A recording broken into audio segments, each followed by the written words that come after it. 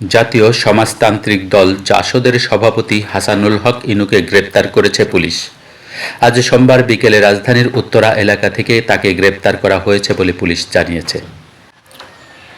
ঢাকা মহানগর পুলিশ ডিএমপির গণমাধ্যম ও জনসংযোগ বিভাগের উপকমিশনার ফারুক হোসেন জানান, নিউ মার্কেট থানায় দায়ের করা একটি হত্যা মামলায় তাকে গ্রেপ্তার করা হয়েছে। তাকে মিন্টো রোডে গোয়েন্দা পুলিশের ডিবি কার্যালয়ে নেওয়া হয়েছে।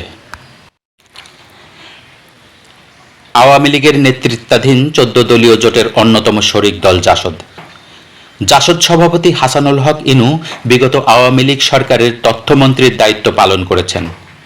সর্বশেষ দ্বাদশ সংসদ নির্বাচনে ১৪ দলীয় জোটের প্রার্থী হিসাবে কুষ্টিয়ার একটি আসন থেকে প্রতিদ্বন্দ্বিতা করে আওয়ামী লীগের বিদ্রোহী প্রার্থীর কাছে হেরে গিয়েছিলেন তিনি। ছাত্র জনতার আন্দোলনের মুখে গত ৫ই আগস্ট শেখ হাসিনা সরকারের পতনের পর আওয়ামী লীগ ও দলীয় সহযোগী সংগঠনের নেতাকর্মীরা আত্মগোপনে চলে গেছেন। তাদের কেউ কেউ গ্রেপ্তার হয়েছেন। এদিকে বৈষম্য বিরোধী ছাত্র আন্দোলনের কর্মসূচি চলাকালে আইন শৃঙ্খলা বাহিনীর সংঘর্ষে ছাত্র জনতা নিহতের ঘটনায় মামলা করা হয়েছে। এসব মামলায় সাবেক প্রধানমন্ত্রী শেখ হাসিনা ছাড়াও তার সরকারের বিভিন্ন মন্ত্রী ও দলের নেতাদের আসামি করা হচ্ছে।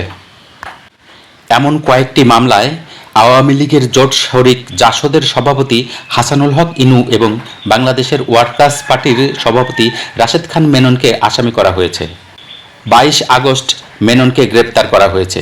পরদিন নিউ মার্কেট থানার একটি হত্যা মামলায় তার ৫ দিনের রিমান্ড মঞ্জুর করেছে আদালত। বর্তমানে তিনি পুলিশ রিমান্ডে রয়েছেন।